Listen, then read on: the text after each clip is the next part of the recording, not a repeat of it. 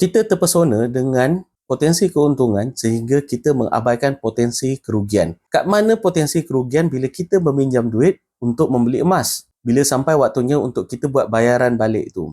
Bila kita meminjam, bererti kita memprediksi harga emas tu akan naik cukup tinggi untuk cover bayar balik pinjaman, interest, ataupun kalau kita pergi gadaikan emas kita tu boleh cover upah simpan, dan juga ada untung untuk kita, ganjaran kerana kita mengambil risiko itu. Sekarang ni, pergerakan harga memang naik mendadak. Masalahnya kita tak tahu sampai bila dia akan naik macam tu. Tak ada siapa boleh tengok masa depan.